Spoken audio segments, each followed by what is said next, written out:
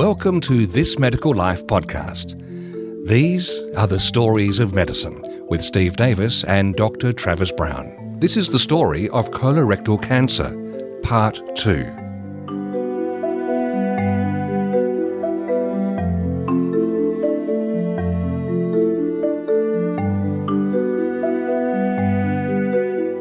Our returning guest for this part of this special 3-part episode is Dr. Milan Bassan, a gastroenterologist and the current Director of Endoscopy at Liverpool Hospital. And joining us again for this series on colorectal cancer, when is endoscopic resection of colorectal cancer an option? At the outset, I want to make it very clear that endoscopic management of colorectal cancer is not an option for all cancers. But rather it provides a minimally invasive organ-sparing treatment option for patients with early colorectal cancers that are low risk for metastasizing. Because endoscopic therapy, whilst we can do a lot of things now that we couldn't even do 5 or 10 years ago, there's still no endoscopic way to assess and sample local and regional lymph nodes. So endoscopic therapy is the standard of care for any benign colonic polyp, regardless of the size of the lesion and even if there's high-grade dysplasia. But for colorectal cancer, it's effective for a subgroup of early cancers.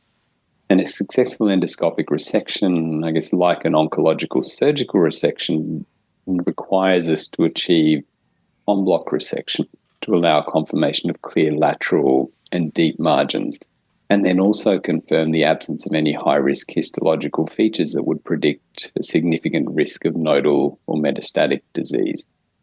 And so to determine this, again, it's this paradigm of endoscopic inspection. And so close endoscopic inspection of the lesion is required to assess the features to suggest deeply invasive disease, where endoscopic therapy is not going to be appropriate, and trying to sort of head down an endoscopy pathway will just delay the more appropriate treatment option. As opposed to benign appearing polyps, a biopsy is important from the area that looks cancerous, and this is to exclude any sort of high-risk histological features that again would suggest that upfront surgery is a more appropriate intervention. And for many of these lesions where endoscopic therapy is being considered, the approach is almost like that in skin cancer and melanoma, where the endoscopic resection, I guess, is almost analogous to the initial resectional biopsy of the lesion, where it's resected, we look at the histology. If we meet the right criteria, then we consider this curative. But if there are high-risk features, then the patient needs to go on to more sort of aggressive and more invasive therapy. So usually the endoscopic resection will be reserved for intramucosal or superficial submucosal invasive cancer. And I guess to really geek out on the histology, what we'd be looking for to determine a curative resection would be clear lateral and deep margins, but also a low tumour budding score, the absence of lymphovascular invasion, and generally the lack of a poorly differentiated component, and a depth of invasion of less than 1,000 microns into the submucosa. There is data that the depth of invasion on its own is not a strong predictor of nodal metastasis, and especially in more comorbid or elderly patients, endoscopic therapy may be appropriate even for lesions extending deeply into the submucosa or to the muscularis propria if all the other criteria are met and clear margins are obtained. So is this a procedure that you go in to plan and actually require things such as imaging before you do it? Or is this something that you actually see and say, actually, this needs an endoscopic resection as I'm seeing this, and go ahead and do it? I think for a suspected cancer, if we came across it at a screening colonoscopy, we generally wouldn't resect it at the time because it does need more staging. So the endoscopic imaging is really important initially, and occasionally we'll see very small polyps, and maybe only 8 or 10 millimeters, that look like they still have high-risk endoscopic features, and those we would resect at the time, but that's a very small proportion. The rest of the patients would, at a minimum, require a staging CT scan of the chest, abdomen, and pelvis to make sure there's no sign of any overt nodal or metastatic disease. And depending on that, there may be a role for other imaging, such as a PET scan. In rectal cancers, an MRI is often useful to further assess the wall of the rectum and also the regional lymph nodes as well. How are the actual specimens taken? It's like we talked about, we want to achieve the R0 or sort of oncological resection so that the lesion's resected in one piece with clear margins. The exact endoscopic technique we use then depends on the size and location of the lesion, as well as how deep we think we'll need to get to try and clear the lesion out. So patients undergo colonoscopy. Again, fortunately for them, they do need to do the full bowel prep sort of process again, but it's a very targeted procedure. And so we're really going in looking for that one specific lesion and dealing with that. For lesions under about 2 centimeters in size, we'd use a technique called endoscopic mucosal resection. And with this, what we're doing is injecting a lifting solution with a blue dye into the submucosal space. So we're separating the mucosa with the sort of early malignant lesion away from the muscularis propria. And so we're giving ourselves space essentially between the cancer and the colonic or rectal wall, and then using a standard endoscopic snare, we sit that around the entire lesion and then using diathermy cut through it. For larger lesions, we use a technique called ESD, or endoscopic submucosal dissection, which is pioneered in Japan but is getting taken up more and more now in Western countries as well. And this allows for en-bloc resection of even very large lesions because we can actually control the dissection. So with this, it's a similar sort of injection and separation of the mucosa from the muscularis propria. But then using a diathermy knife, we actually cut around the lesion and then under direct vision can dissect underneath it down to the layer of the muscularis propria and dissect all the way underneath. So we're effectively peeling the whole lesion off the colonic wall.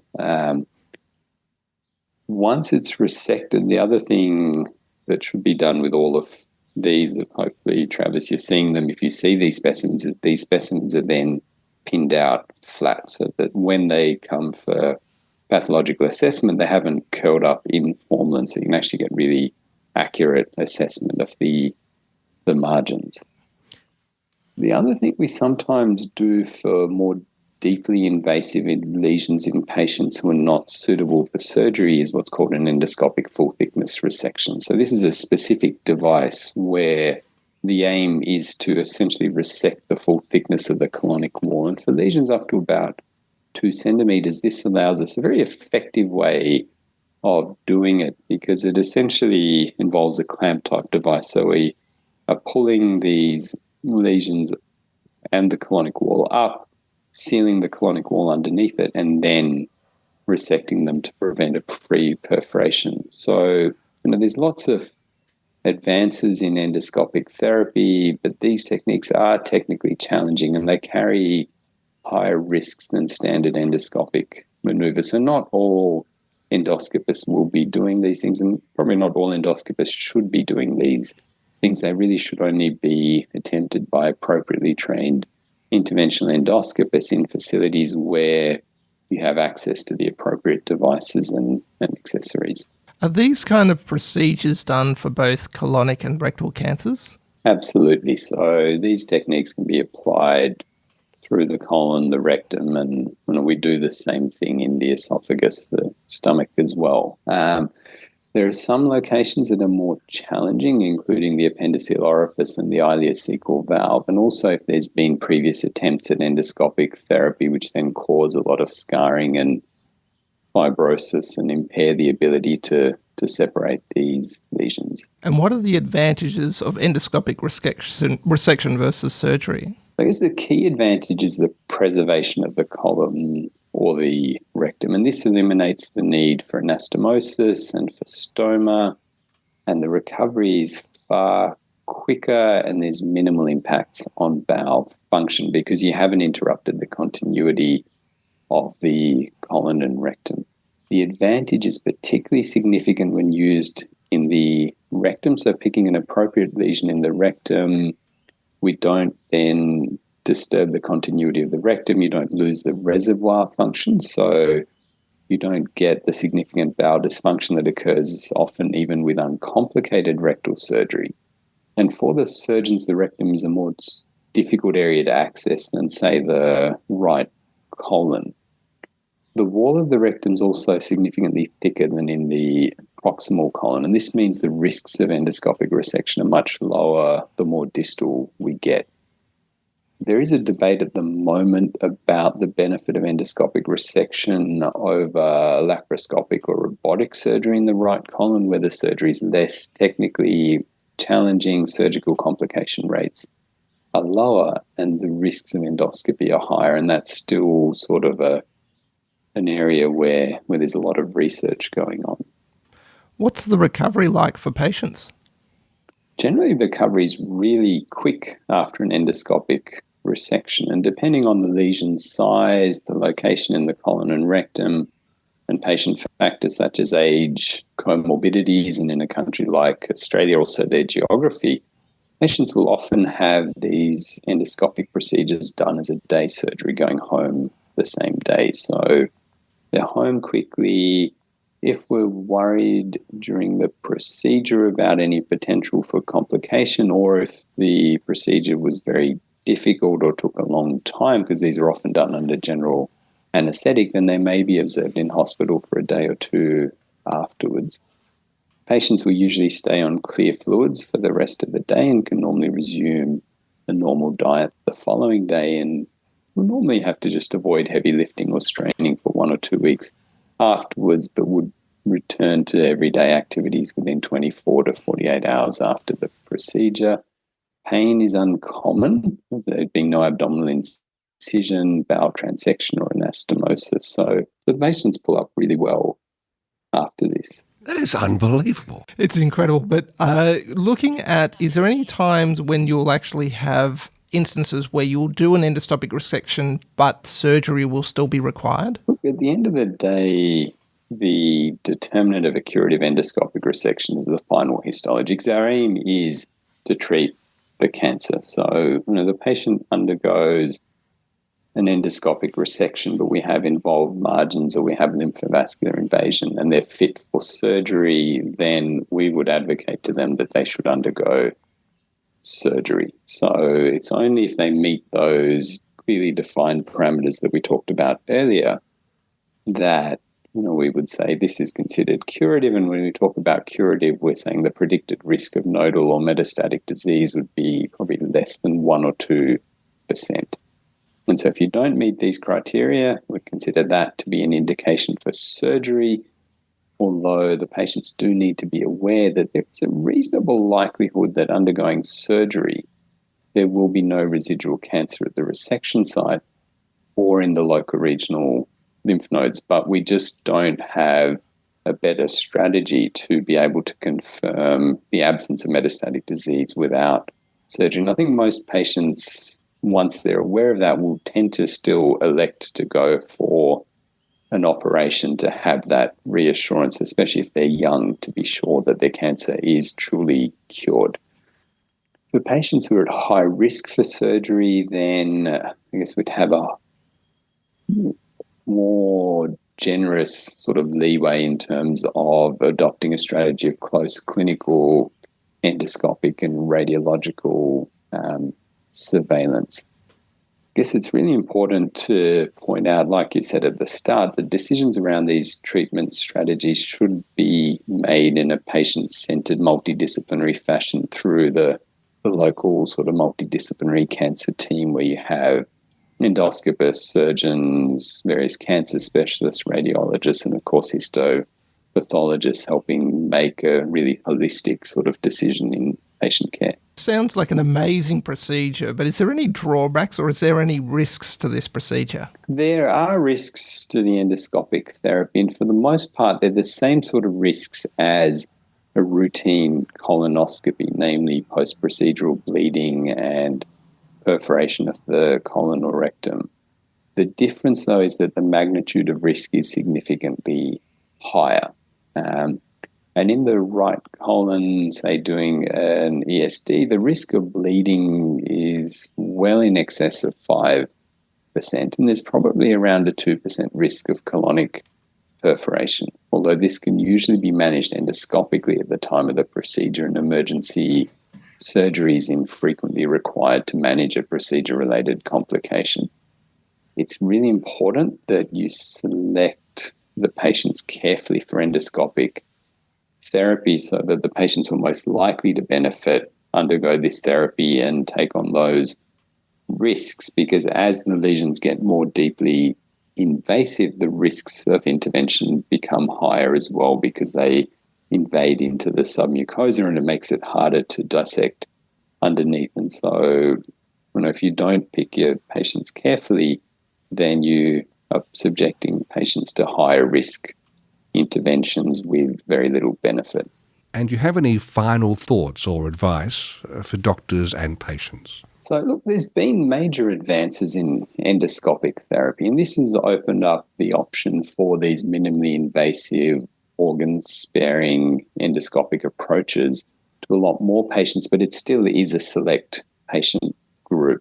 I think for the GPs listening, it's good to have an awareness that these things are available, so that you can discuss this with your patient if they come back to you and say, well, hey, look, the surgeons told me I need to have an operation. What do you think? And often, patients are coming at a very stressful time, that they've had this new cancer diagnosis. They're really upset, really worried. And I think for patients, what I'd say is, check with your specialist as to whether this appears to be something early that can be treated by endoscopy and whether this is an option for you or not.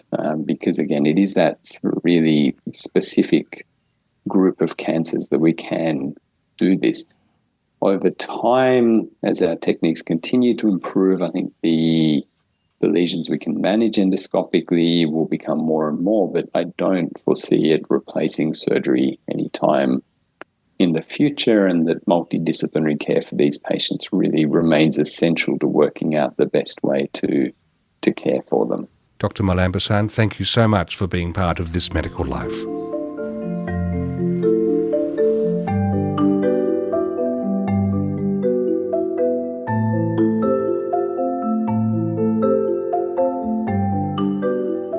Dr. Scott Mackenzie is from Scotland, having studied medicine in Aberdeen.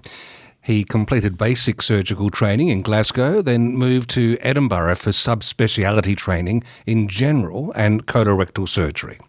Dr. Mackenzie then travelled to Australia as the International Colorectal Fellow at Concord Hospital in Sydney. He's currently a senior lecturer in surgery and surgeon in Liverpool Hospital's colorectal surgery department.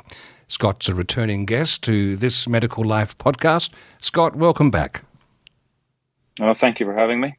And sorry to hear some of the town names from your old country strangled by my Anglophile accent just then. I think that was pretty good. I'll accept that. So we're going to focus on surgical management of patients with colorectal carcinoma, or CRC. What are the critical features you need to assess for a patient when you're considering a patient for colorectal surgery? So obviously there's the sort of medical student answer is the tumour and the host. Both need to be considered, and there's very few of my patients like to consider themselves the host unless they sort of see it as kind of the Alien series of films where they're hosting this entity that's about to take them from this mortal coil. So we talk more about obviously the patient factors and the tumour factors. And really the patient factors are probably the critical thing that we need to consider when we're talking about a procedure. And colorectal cancer, not exclusively, and that's important to acknowledge, is not exclusively a disease of the elderly, and increasingly we're seeing it in younger and fitter patients. But typically we see this in more of an elderly population where they've had time to accrue comorbidities and a list of medications. And that's often the critical factor in terms of what we can do surgically or how we approach this surgically. In terms of the tumour, we obviously have to assess that. And the critical question for a surgeon is this resectable? And part of that is the primary tumour itself, and we'll talk a little bit perhaps about imaging, etc.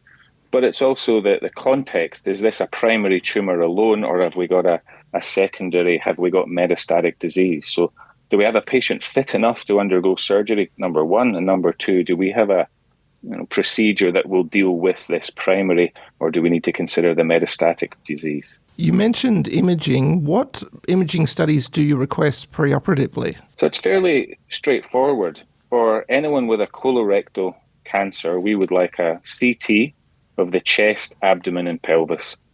And that's really twofold. One, as I just mentioned, we're looking for metastatic disease. The surgeon's ability to do anything surgical is predicated on this being primary disease alone. If we have a secondary in the liver or the lungs, hence the chest, abdomen, pelvis series, then that's going to change the order. It doesn't exclude surgery from what we're going to be doing, but it may well change the order. And the other thing to remember is if it's a rectal cancer, so that's one of the things that will make a big difference to how we approach this, then an MRI of the pelvis and rectum is really very useful for staging. But for colorectal cancer, chest, abdo, and pelvis. Do you like to know the histological diagnosis before operating? I mean, to get to you, they will have to have had a diagnosis. Does the diagnosis change your management at all? It does. I've got some very good friends who are pathologists. They would tell me this is all about the histopathology, so I'll acknowledge its importance up front. But it is very important. This is going to sound odd, but I need to know it's a cancer.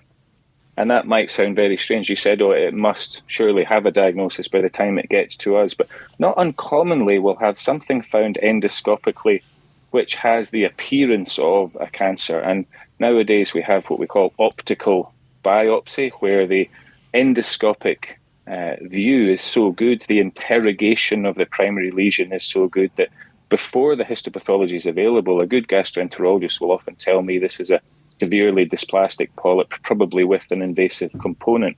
But until I can see that has been assessed histopathologically under the microscope, then I can't be sure that it isn't just a severely dysplastic polyp. And that, again, does change the management algorithm. So I know it sounds odd, but I want to know this is definitely a cancer. I want to know it's an adenocarcinoma, which is obviously the common histopathological type, and what our discussions around colorectal carcinoma, we're really talking about adenocarcinomas. There are a few mimics, not just the advanced polyps, but I've certainly seen awful ischemic ulcers or Crohn's ulcers, things that you look at and think that looks terrible. Histopathology comes back as benign, and you can again go down a different management pathway for that. And there are the occasional situations where we find a tumour, but it's a lymphoma, and we may go down again a very different management pathway with chemotherapy up front rather than the adenocarcinoma surgery up front pathway. So I'd have to agree with my pathology colleagues. The histopathology is pretty important. There is one question that I want to come back to where you mentioned, can the patient survive the operation? How do you actually assess that? There are some very strong warning signs when we talk to patients. And if you talk to anaesthetists, well, they have an armamentarium of clever tests. We like to know, did you walk from the car? Did you climb the stairs to get to the rooms? My rooms are on the third floor, and we do have a lift so the patients can cheat. But it's very straightforward. You need to have a patient who is robust. And we can often get those warning signs from how they walk into our rooms, how they struggle to get up onto the couch for examination. But we go obviously beyond that, and to be more certain about the patient's fitness, we don't just refer them to an anaesthetist, but we will often ask for their medical specialists. And that's another warning sign when they've got a respiratory physician and a cardiologist and an immunologist all on their books. We know this patient's going to need some very careful preoperative workup. And there are often things we need to optimize before we can get them to surgery. The problem is that anaesthetists nowadays are able to get almost everybody through the operation, and that's something we need to talk to patients about. It's actually not surviving the operation, it's the perioperative struggle. It's the recovery afterwards we need to make sure you have that physiological reserve for. Scott, that gives us a great insight into the observations you make, the questions you ask of the patient. But what are some of the common questions that patients ask you when they come to see you? It's very variable. And I think that's part of my sort of role when I sit down with a patient. It's to work out where they're at. Some patients want to know, are they going to die? Are they going to survive? Is this a terminal diagnosis? Someone else wants to know when I can do the operation. So the first sort of set of questions I ask are really trying to find out, where are these patients? I've had patients who've had a colonoscopy and we're explaining we've found something we're suspicious of. They'll need to wait for the history. And they are sitting there thinking, am I going to survive till the end of the week? Whereas someone else, really doesn't appreciate what it means to have a colorectal cancer. You've got to spend a lot more time in discussion with them explaining the diagnosis. So it's a difficult question to ask. What's the most common question? Probably what stage is it? People have done a bit of Googling before they come. They like to know what stage.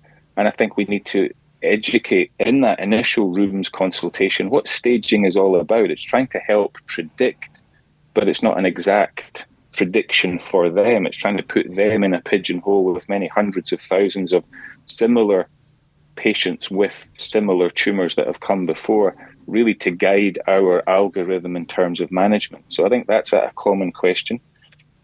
Also, and I think we'll talk about that as we go on, but, do I need a stoma? Do I need a bag, doctor? Is something that some patients will not really have thought of, and other patients it's front of centre. You have to deal with that before you even come to their cancer diagnosis. So I sort of say this to our medical students a lot. Surgeons have a reputation for being the cutters and the doers, but we spend a lot of time in counselling and consultation and explaining the context of the operation that we're ultimately going to do. Why are we going to do this? And I think that's really what the common questions I see are, just patients trying to understand this problem that they have in a bit more than just sort of Google depth. What are some of the major risks and complications for surgery you discuss with patients? This is, and I say this to patients, this is major abdominal pelvic surgery. There's not really any bowel resection, and that's really what we're talking about when we're talking about colorectal cancer, that I can see as a minor operation. Now, with the advent of different modalities of surgery, we've certainly lessened the surgical insult in terms of how we get into the abdominal or pelvic cavity. But it's still going to disturb their physiology significantly. We are affecting their ability to consume oral intake, so their fluid balance, their nutrition. No matter how minimally invasive our surgery is, there's that physiological impact of it. So we sort of explain that is going to not be come in, have it done, go home the next day for the most part, although we're certainly working much more on a rapid recovery and discharge protocol. The complications we discuss, I make it clear, are significant complications, but actually very rare complications. And we know that when we're obtaining informed consent, we don't talk just about what's likely, but we have to talk about what would be significant for that patient. So we can't talk about bowel resection without mentioning anastomotic leakage, which can be a catastrophic complication, but thankfully is very rare. We have to mention things like ureteric involvement or injury, again, exceptionally rare, but has a real impact on that patient's recovery. The most common complications are actually fairly minor things, but can be really just, troubling and can really slow down post-operative recovery. Urinary tract infections, respiratory infections, wound complications are much more common when we review our data and audit our post-operative complications, and may not be as significant, but can still make a 3 or 4 day admission become a 7-8 day admission. And those are the things we also spend some time talking to patients about as well. What are the features that determine the type of operation you're going to perform? We sort of look at the patient and we look at their tumour, the tumour and the host. As I say, I don't like using that term, but that's essentially what we do. We need to know where within the large bowel, and in that I mean the colon or the rectum, is the tumour. And we really see them treated very differently, whether they are colonic or whether they're rectal. We spend quite a lot of time at multidisciplinary team meetings, and this may sound odd again, but deciding whether this is rectal or rectosigmoid or sigmoid, because it does affect what we do. A lot of that is anatomical. It's understanding that the bowel is helpfully constructed along a series of blood vessels which provide us with segments that can be safely removed, leaving behind well-vascularized bowel to join together or anastomose. So we need to look at the site of the tumour. We need to look at the function. So how close it is to the anal sphincter is a common dilemma for surgeons. Can we safely resect the cancer and leave enough bowel behind for adequate function? And whether that's simply length of bowel that will remain or proximity to the sphincter, we can technically do a lot, but it's what function our patient will be left with at the end of it. And all coming back to that question, are they fit enough for this? A lot of it, again, comes back to patient choice, that some patients will want to avoid any talk about having to have a colostomy or a stoma and be willing to compromise on the ultimate function. They may be more frequent or urgent in their bowel movements, but are very pleased to have avoided having a stoma. So the considerations are obviously are anatomical and functional. Can we resect this en bloc complete? But also, what does our patient want in the end of the day in terms of functional outcome as well? I just want to touch back on the colostomy. What are the considerations for a patient having a colostomy? So I think the important thing, and again, this is something that we spend a lot of time explaining to patients, why are we proposing a stoma? Why are we telling you that you may have your bowel cancer resected? We're very comfortable that we can potentially remove all of this tumour, but you will be left with a stoma. The commonest scenario is that we have a temporary stoma.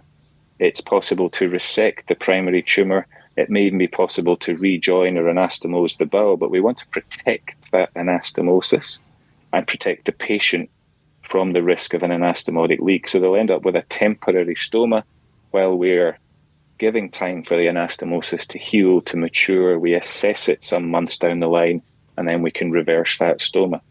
And it's really about explaining, as we've said, that although rare, the complication of an anastomotic leak can be very damaging to that patient in terms of their short and medium to long term even recovery. So if we are concerned that it's feasible for anastomosis, but we have some concerns about their ability to withstand an anastomotic leak, they'll have a stoma.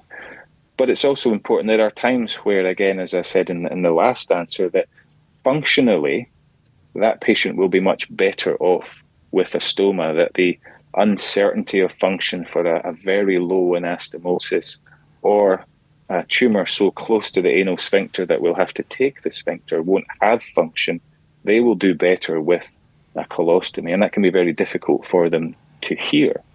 So I think, again, education, we have some excellent stoma therapists around who can really allow them to see what having a stoma is all about. Sometimes patients have memories of granny, 40, 50 years ago, who went into a surgery and came out with this bag that was terrible and she never left the house again. And it's a very different scenario now in 2024 to have a stoma. And we have ostomates who do all sorts of things in terms of work, family life, hobbies, sports. So it's a lot about educating what it actually means to have a stoma and making sure they're not averse to this potentially very important part of the surgery we do because of an impression they have from the past or things they've heard their mates tell them about. Are there some patients that have so advanced cancer that it's not resectable, but you'll do debulking for further management? So again, it's understanding the pathology and the biology. So in colon and rectal cancer, there's very little role for debulking. There are certainly other cancers where that debulking procedure allows the tumour burden to be reduced to the point where chemotherapy will have a much more effective response. That doesn't work in colon cancer. So we really work on to some extent, a more binary approach. Can we resect this? Can we resect this en bloc complete? So it may be that it's invaded into prostate or uterus or the right kidney. So there's a lot we can take in addition to the bowel segment we resect, but If we cannot talk about an R0, a complete resection, then surgery really doesn't have the same place in that patient. Slightly different is the question of metastatic disease. And at one point, not too long ago, if you were found to have a colon cancer and liver metastases, that was seen as a more terminal palliative situation. And that's certainly not the case now. Again, important to educate patients when we see them about that. They want to know this is an early, T1 cancer and we can do surgery and it's gone. We have to counsel patients when we find their primary is associated with liver or lung metastases that, yes, that's a very different stage. The outlook is obviously very different, but there are things we can do for oligometastatic disease. For liver metastases, that's no longer seen as, well, now we move into palliative treatment. We are still going to be looking at surgery in conjunction with chemotherapy and potential cure. What is the recovery like from surgery? So it does depend. A lot of it is the patient factor side of things. A lot of it is patient motivation. I guess going back to what's the common question, a lot of people will say, I'm too old to have an operation, doctor, am I? And some of those folks who have the motivation and the get up and go attitude are wonderful. It's great to see them day one, day two, sort of progressing better than the grumpy 40-year-old who doesn't want to get out of bed. So the recovery, it's important to sort of predict for that patient. And obviously the motivated, fit, minimal comorbidity patient would be looking at 3, 4, 5 days in hospital even after a major resection. Someone who has a more major or open resection might be a week to 10 days. And really that's why the principal modalities we aim for are minimally invasive surgery. We still have to do the same thing on the inside. The resection, the reconstruction and anastomosis is exactly the same. But if we can do a laparoscopic, and increasingly now we do robotic minimally invasive surgery, the insult, as it were, surgically is lessened, and we expect patients to get up and about, to get out of hospital within that sort of 4 or 5 days even. But there's an important concept that I try to get over to patients. You go home at a suitable point in your recovery to continue recovering. And they maybe get fed up of me saying this, but they go home not recovered, but recovering. They have up to sort of 3 months to really get back to 100%. And that's the other thing, that when they go home, there's a lot of work still to be done.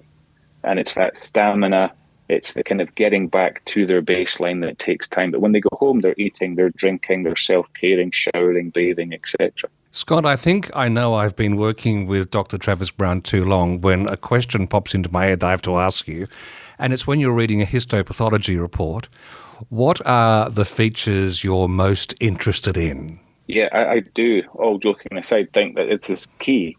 Have we been able to successfully manage this surgically? Comes down to that histopathology report. The sort of true, but maybe what sounds like a sort of glib answer for the surgeon is, are the margins intact? Have I been able to resect this complete? And do I have a margin? So again, we spend a little bit of time explaining that to patients, and it comes back to the debulking. Anything I leave behind is the seed for recurrence. It's not really recurrence, it's residual disease. So I like to see that tumour has been resected complete, that I have a margin of normality between my tumour and the edge that I've taken, as it were. So the surgeon sort of is quite interested in themselves, in as much as we want to know, have I been able to remove that? More importantly, what's going to dictate the patient's further progress, and importantly, what other treatments they may require. I need to know much more, and I show my patients the pathology report to show just how much information the pathologist provides us with. The macro description, talking about the margins, talking about the lymph nodes. Have I yielded enough lymph nodes? Have I given enough lymph nodes to make an accurate assessment of their lymph node status? Are they involved with the cancer, or are they clear? Lymphovascular invasion, are the blood vessels, the lymphatic channels involved? Has cancer got into them? Because we're trying to explain to the patient that these are all, in some ways, surrogate markers of how advanced this tumour is, how likely it is to have micrometastatic or circulating cells that are out there causing problems. even if their CT shows nothing in the liver, nothing in the lungs, nothing elsewhere, we're looking from the histopathology report at the likelihood they may have that microscopic tumour population, and that's where adjuvant therapy like chemotherapy comes in. So the histopathology really is critical. It's what we spend a lot of time in the multidisciplinary team meeting assessing, which will then dictate which direction we go for the patient. I just have to throw in one more question just before we wrap up. Do you see many patients that have pre-surgical chemotherapy, and does that help at all? So it's another thing that we need to spend a lot of time explaining to patients, because the sort of paradigm most people think is, I have a cancer, I see a surgeon, I get an operation. In rectal cancer, the neoadjuvant approach, so not going straight to surgery, but resorting to a sort of trimodal approach, which is surgery with radiotherapy and chemotherapy, has been around for a long time, and there's very strong evidence for that. So again, the preoperative imaging, the assessment of the tumour in terms of, a rectal tumour, is it resectable, is it involving nodes on the MRI, will help us say, well, the risk of this not being primarily resectable is such that they will go on to have various combinations of chemotherapy and radiotherapy. It used to be quite simple. We might give them some radiotherapy with some chemotherapy to facilitate that or enhance the radiotherapy. But now, yes, we're seeing these different neoadjuvant regimes where a patient might go off and have several months of chemotherapy, reassessment, and then have chemoradiation for their rectal cancer. So it may be months before they actually come back to the point where we then talk about their operation. Colon cancer is a little different in that we still work on that post-surgery assessment, and then they have their adjuvant chemotherapy, again, based on our impression of their risk from the histopathology. But there is emerging evidence that some of the locally advanced colonic tumours may benefit from neoadjuvant. So chemotherapy first, try to downsize that tumour that's got a very extensive nodal burden, and then go for the operation afterwards. But still, standard of care at the moment for most patients is the surgery, the histopathology dictating then adjuvant chemotherapy afterwards, but different to rectal, and we spend a lot of time making that distinction for the patient. Scott, this has been a fascinating chat. It's helped me deepen my appreciation for that part of the body down there that we take for granted. Are there any final thoughts or advice you have for doctors and or patients about colorectal surgery? I think the message that we need to get out is this is very treatable. No one ever wants to hear they have cancer, regardless of where it is. But I think we have to spend a bit of time again with our patients explaining that cancer's not the same thing in different bodily locations. Colon cancer versus breast versus pancreatic, very different. And colorectal cancer, we have an awful lot available to successfully treat it. That's the message I want my patients to have coming to see me, that no, we can't say everybody's going to do well. We're going to have patients whose stage dictates that this is a terminal problem, but there's so many patients that we can offer meaningful treatment to. And really, no conversation with a surgeon about colon cancer, we cannot avoid saying people need to screen. We need to be having our GPs, we need to be having them saying to patients, that little 50th birthday present you get through the post from the government, almost half of people stick it in a drawer and either never look at it or forget about it.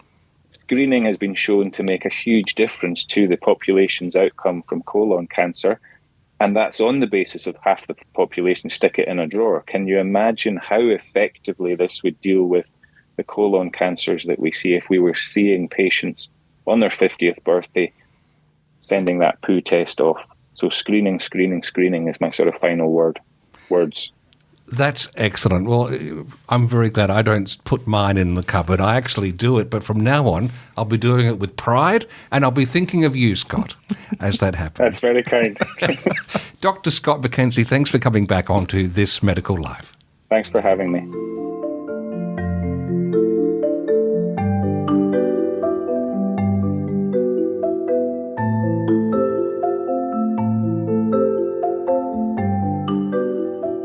we welcome our regular anatomical pathologist, Dr Tristan Rutland, back to continue our discussion on colorectal carcinoma. Tristan, welcome back to This Medical Life. Thank you so much for having me back.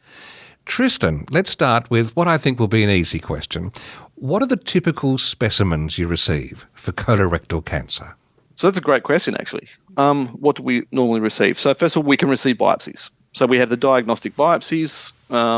The gastroenterologist surgeon has done a colonoscopy. They found something, they found a big mass. They've sampled it.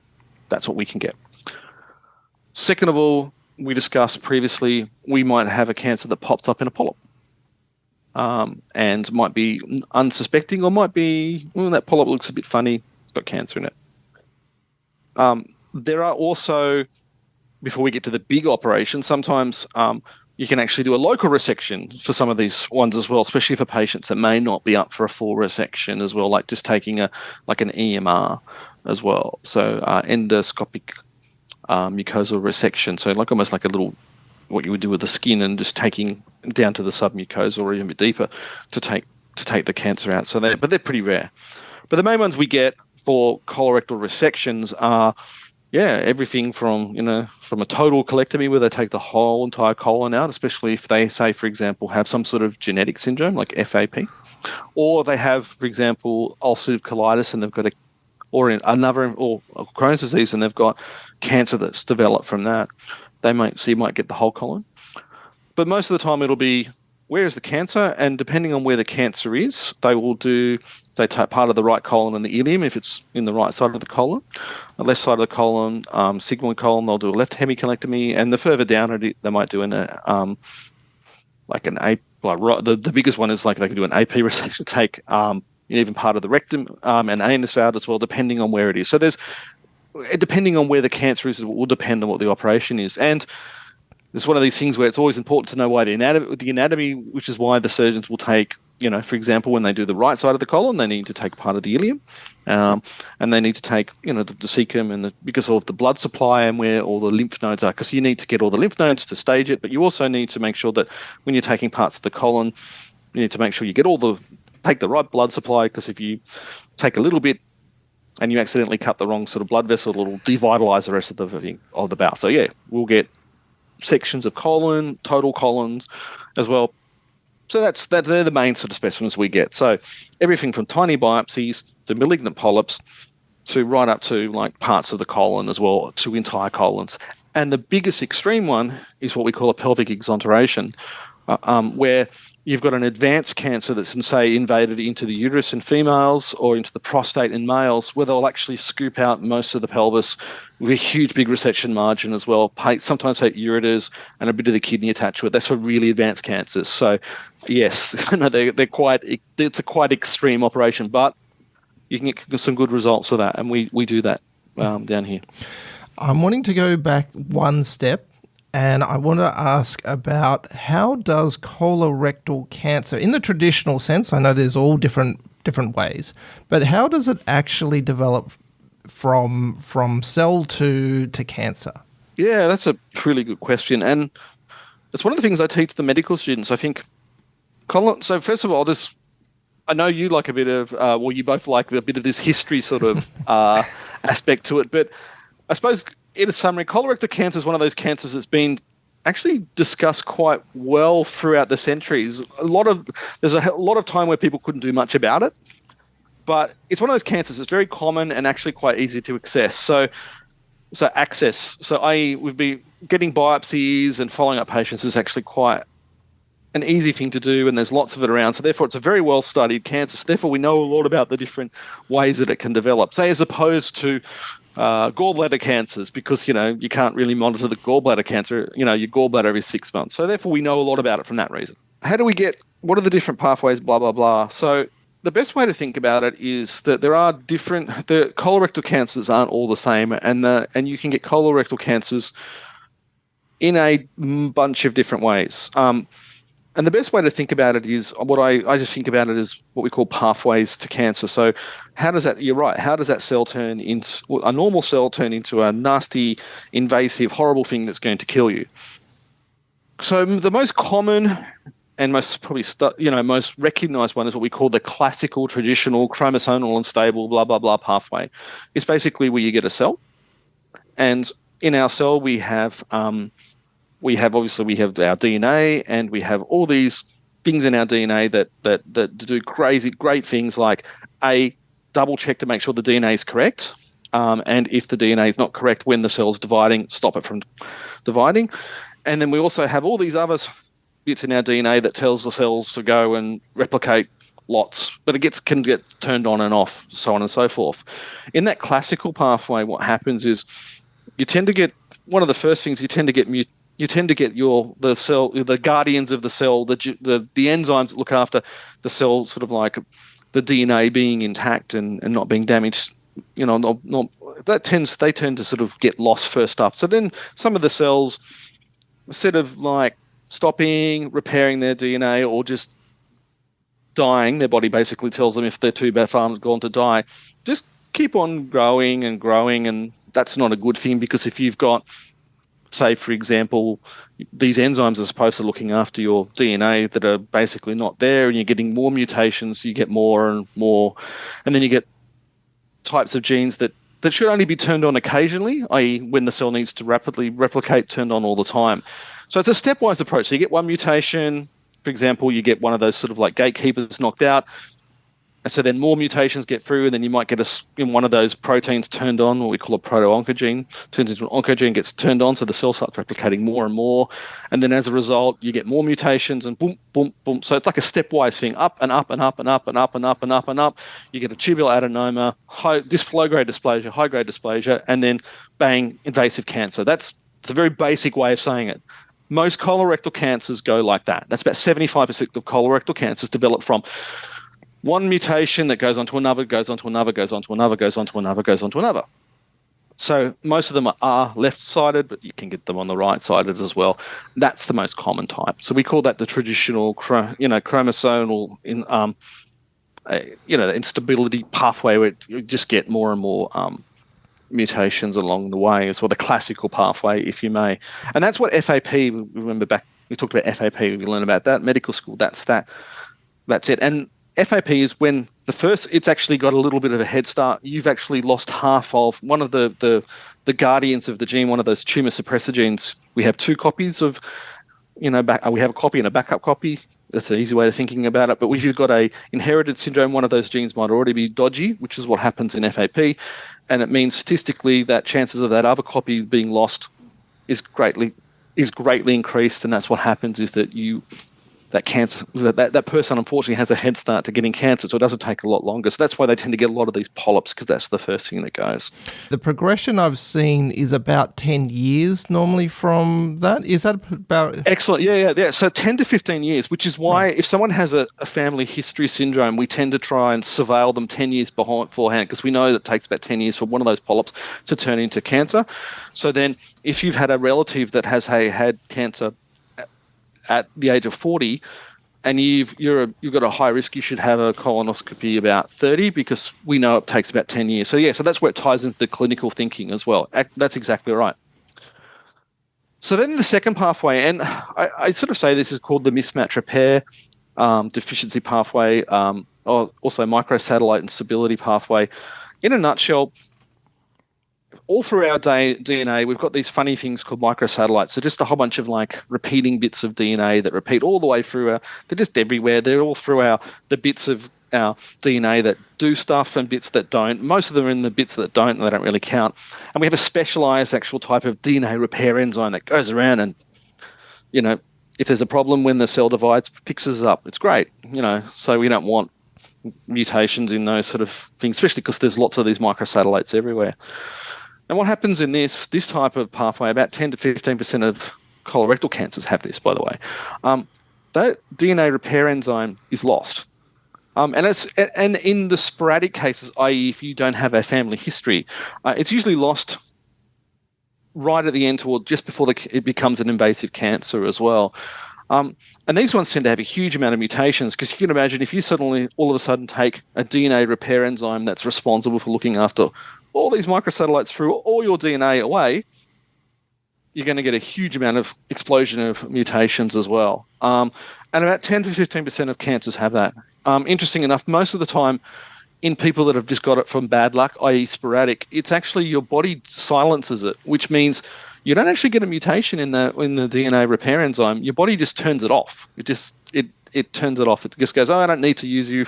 Turn it, what we call epigenetic silencing as well, which is a bit weird. And that's amazing. That really is incredible. It's interesting. Yeah, no, you're absolutely correct. And it's this whole new, over the last decade or so, describing these epigenetic changes in cells as our understanding of cancer goes along, is really important into understanding how it works. And for just a little bit more of an advanced sort of understanding of how this works, is you've got to imagine that your DNA is not being used all the time, and your DNA is like string, and it's wrapped around a rubber ball. And when your body needs it, it unwraps that string, reads the string, and then wraps it back up. What happens when the body silences a gene? It actually it staples it onto the ball, and those staples are what we call with methyl groups, which is why we call this a hypermethylation. You might have heard, some people might have actually heard of this before, hypermethylation. So it's stapled. So your body tries to go, all right, I need some more of this DNA repair enzyme, and it tries to pull it's like, oh, in a second, it's stapled at what we call the CPG group. And it can't do it, but it's still there, but it can't do it. So that's interesting. And that's 10 to 15% of our cancers we actually know associated with that as well, which is really interesting when you think about it, because it expands our understanding of how cancers developed as well. Of that DNA, of that microsatellite instability DNA repair enzyme group, a fraction of those people will have something called Lynch syndrome, which is a genetic syndrome, which actually that doesn't happen. They just get a loss of one of their genes, and they're much more susceptible to getting loss of it because they've already lost one of those repair enzymes as well. So that's another group. So I know this is very long-winded, but it really helps in our understanding of why we treat what we do. DNA repair enzyme, mismatch repair deficiency, and microsatellite instability cancers are what we target with immunotherapy. That's why it's important. That's part of the reason why it's important as well, is because these cancers, because you lose a really important DNA repair enzyme, they just go berserk with the mutations.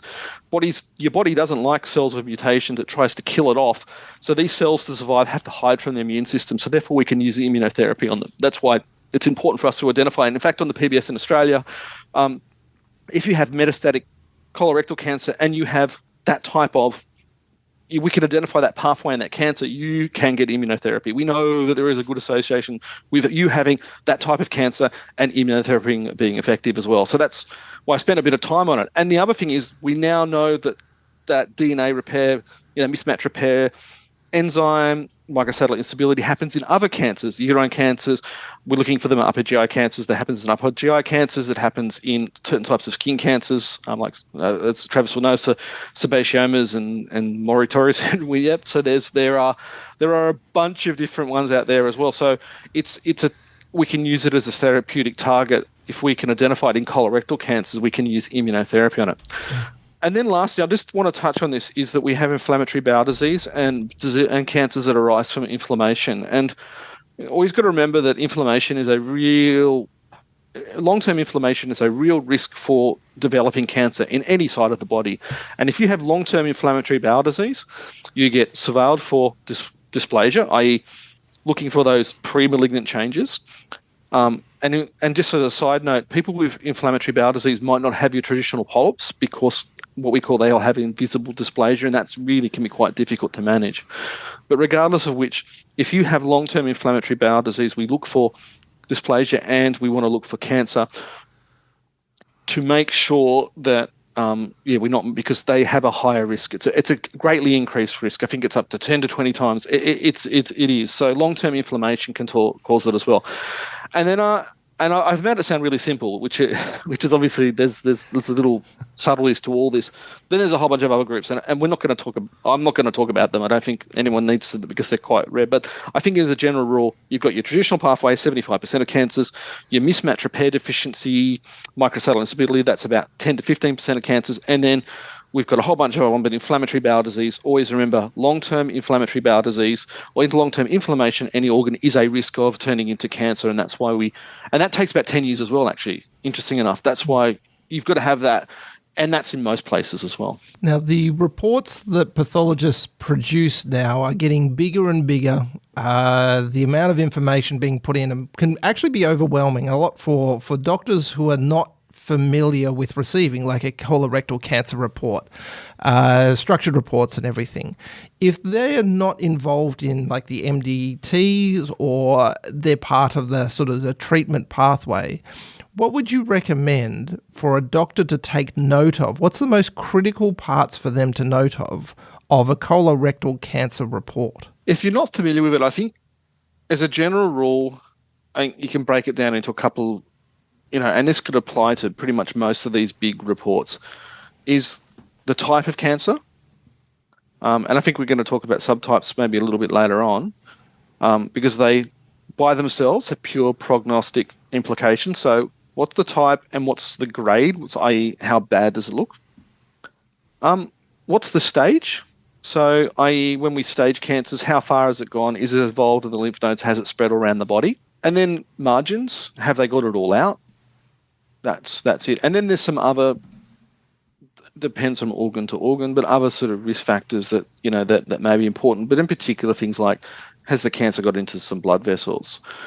And I say these are all important because these are all things that will be decision-making points. What will push someone to have chemotherapy or not have chemotherapy?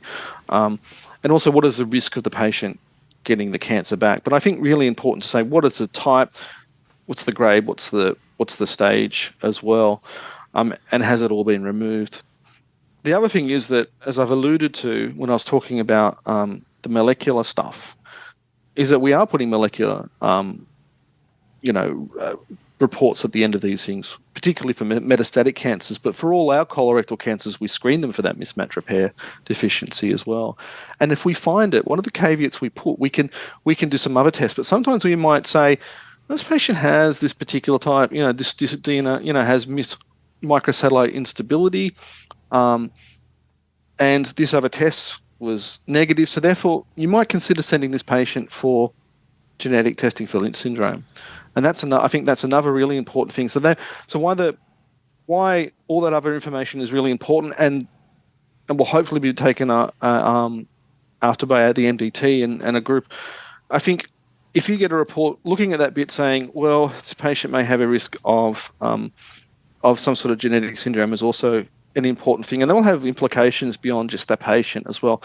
I know you're going to be talking to clinical geneticists, and they can really expand upon that as well. But that's something else I think that's important to note as well. Are there any diagnoses with particularly poor prognosis you send out? Okay, the first obvious one would be if a high stage cancer, particularly if cancers have got into lots of lymph nodes that spread around the body, that's not good. And cancers that have popped through got access to the peritoneal space, that's a really bad thing. So that's not good at all. There are subtypes of cancers that can be quite aggressive. So we all may be, or as the pathologist will see under the microscope and say, it's this type of subtype. It basically means that cancer has a lot more nastier underlying genetic mutations, which will mean that it will probably act in a very poor way as well. So those things are the really sort of key things. So what's the stage and what's the subtype of the things that can really, that can be quite nasty and quite impact upon the patient as well. Are there any pitfalls or unusual subtypes that look clinically odd?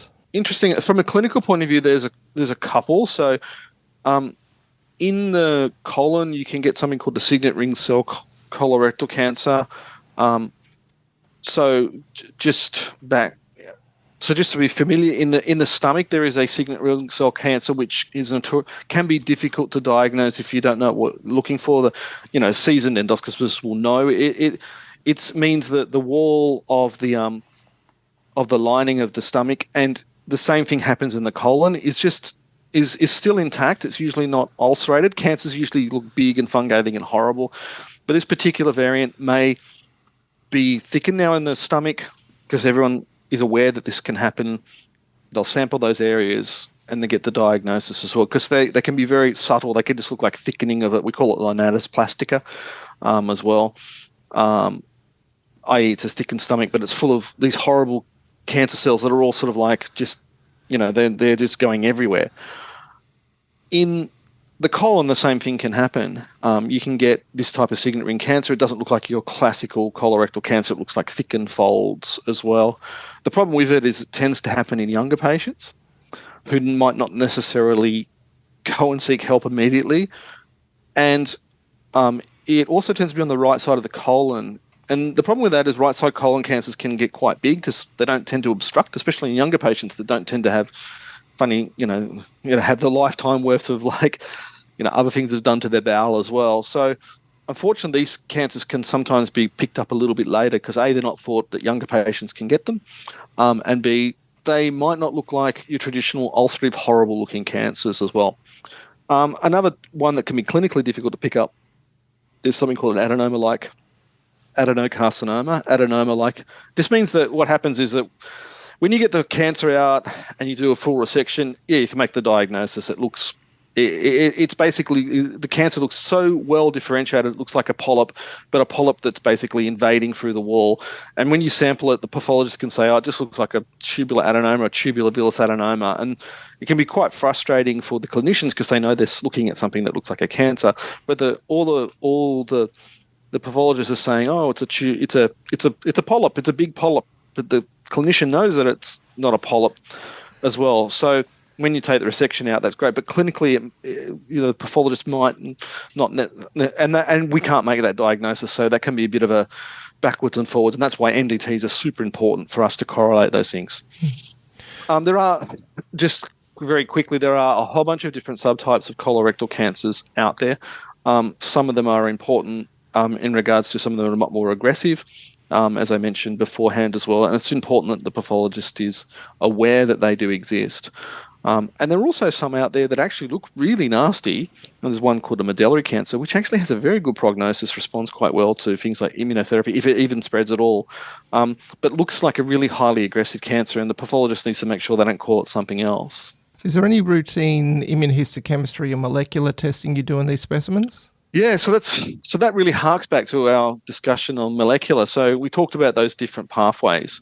So first of all, we screen, as I alluded to, that DNA repair enzyme pathway, mismatch repair deficiency, microsatellite instability pathway, all the different names.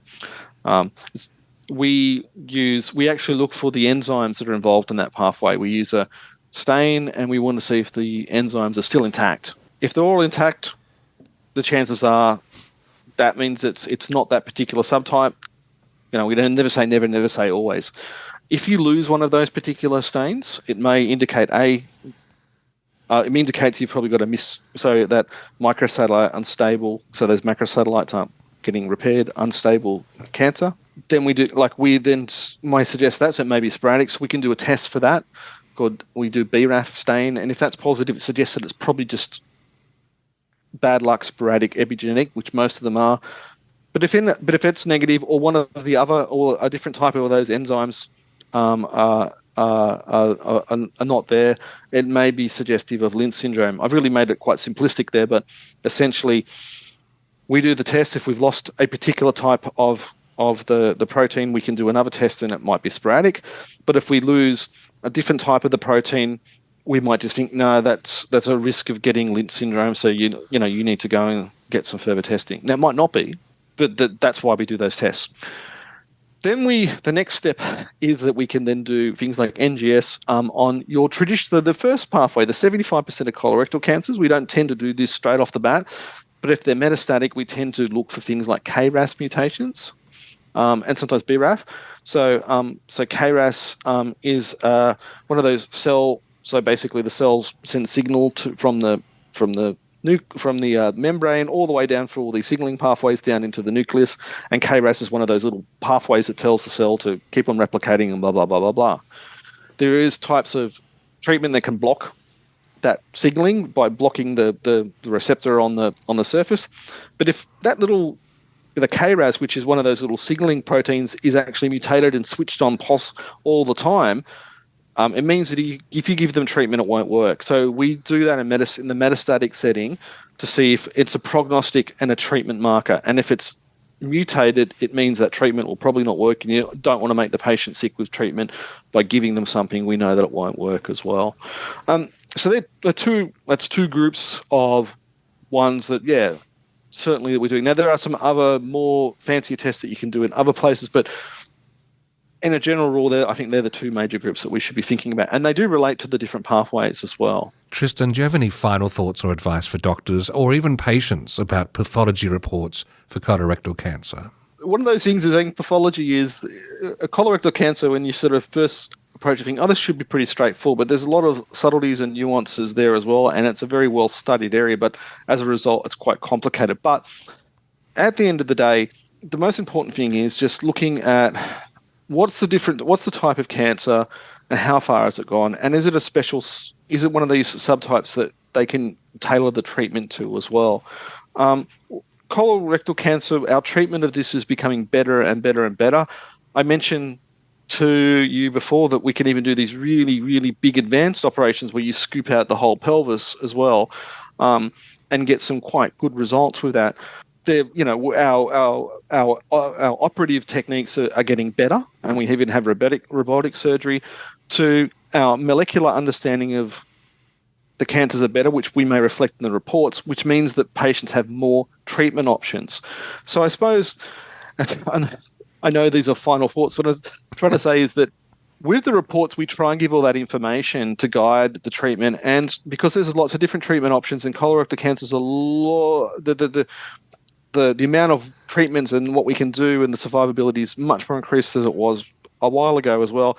It's just to be aware that all those little things on that report may have little implications, and the people that are looking at the report that are specialists will be making their decisions based on that. And you might get a new treatment as a result of what's on that report as well.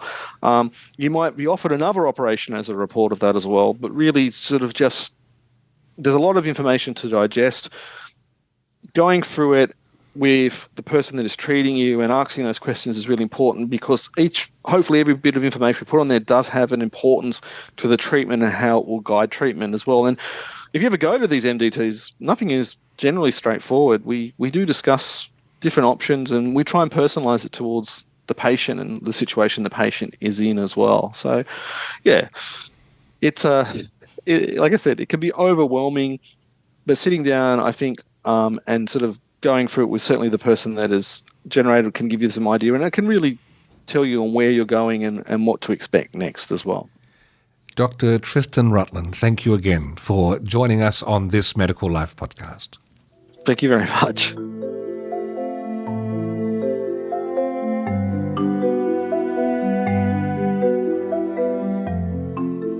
This Medical Life is recorded in the Talked About Marketing Studios in Adelaide.